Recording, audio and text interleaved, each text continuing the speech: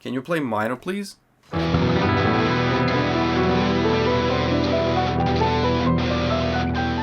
Confused? Don't worry, you're not alone, because minor refers to more things at the same time. So let's unpack it and get some proper understanding of this term in our favorite genre. Hey metalheads, I'm Aggro of the Dark Industry, a place where heavy music is learned, made and reimagined. And minor is absolutely essential in heavy music as we know it. In fact, metal wouldn't exist without it. It's the backbone of the genre, shaping expressions like anger, despair, loneliness, and all the raw, dark intensity that defines the metal sound. But here's a question. When I say minor, what comes to mind? If you say that minor is a chord, you'd definitely be right. But do you know which chord? It's called a 5/3 chord, or triad, the fundamental chord in all of tonal music. It consists of 3 distinct tones: the root, the third, and the fifth. Now you're probably thinking, this guy's an idiot, he's playing 5 strings. But here's the catch: when you play an A minor chord on guitar, what you're actually doing is doubling some of the triad tones. In this case, you have a doubled root and doubled fifth. So even though you're playing 5 strings, you're still only expressing 3 distinct unique tones. And this number 5 represents 5 voices.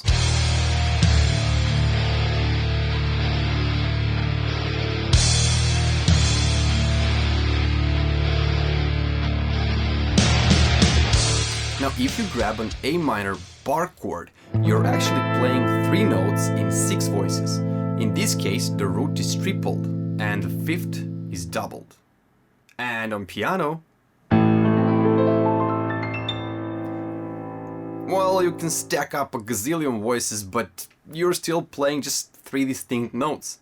Maybe some of you already figured this out, but here's a key rule of thumb in music making: avoid doubling the thirds.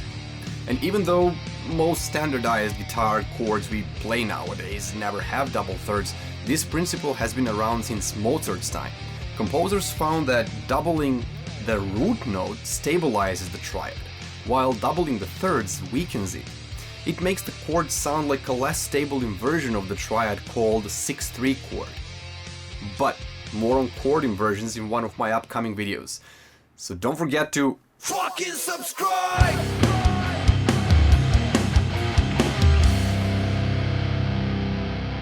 Before we move on to scales, here's a nutshell version. A minor means a minor 5/3 chord with A as the root note. C minor, that's a minor chord with C as the root, and so on. And since this content is made for all of you metalheads, don't miss my video on power chords. Those iconic 2-note harmonies played on electric guitars are essential to metal music.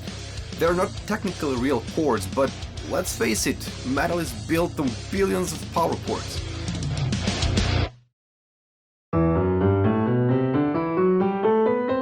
This was a minor scale, and scales are 8-note structures consisting of consecutive tones played one by one. But why do scales matter? Technically, scales on their own have limited compositional use. Nobody's making a great song by just playing out a scale from start to finish. However, in theory, if you play B minor, say that's a scale, what it's telling you: these are the 8 fundamental notes you'll use to sound B minor. So scales lay out this natural tones framework to form a key. And what does that mean? It means we use scale tones as the raw material to build chords, craft melodies, write riffs, and more. Here's one example.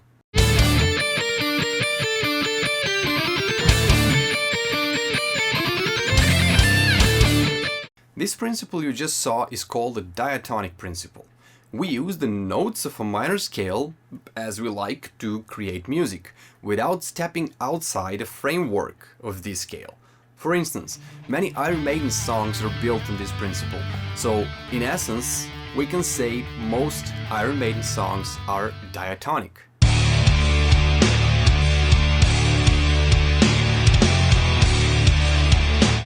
On the flip side, if you have a minor scale and decide to add some extra semitones, those in-between notes, not in the scale, you're entering the realm of chromaticism.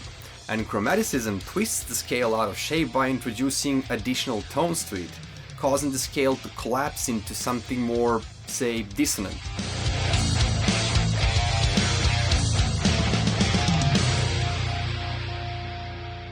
Here's an example of such a matter.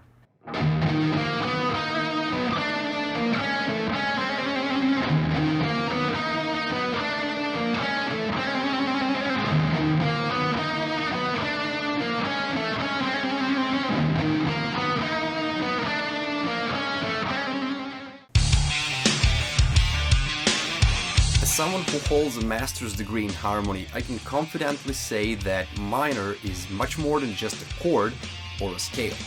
Minor is a key. And what do I mean by that? In a key, there's one tone or one chord that acts as the center of gravity, and many other chords kind of orbiting around it. This central chord is called the tonic, and sooner or later everything resolves into the tonic. To show you what I mean, I'm going to play a part of one of my songs. So pay close attention and notice how whenever the tonic appears, the music feels like it's kind of returning to the center. So try to feel it. The night you never know will come. Someone in the dark will find you. Oh no, when you see his face, oh no, when you find way out, too slow to run, too fragile, down you fall. Evil hands around you, strangling life so hard and slow. In this case, the tonic was F sharp minor chord. So the minor was written in F sharp minor.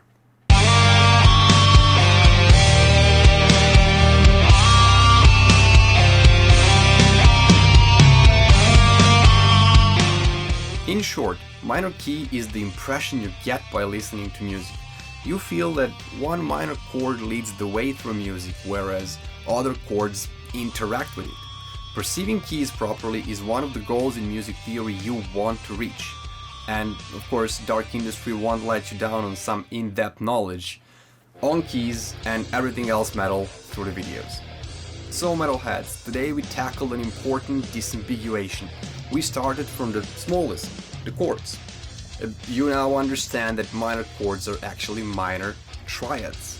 Then we expanded to scales, those essential structures we use as a foundation for building keys. And you guessed it, if you want an F minor key, we'll certainly build it using tones from F minor scale. Finally, we landed on the cornerstone of tonal music. Minor is also a key. At its core is one minor chord, the gravitational center of the entire musical environment. And since minor keys naturally sound dark and negative, they create a perfect atmosphere for metal, the ultimate backdrop for all the evil and carnage unleashed to you by your favorite bands. So family, I hope this video cleared up some important theoretical concepts for you. Remember, Dark Industry is here to provide you with in-depth knowledge of metal music. So stay tuned for more content coming your way, and stay heavy.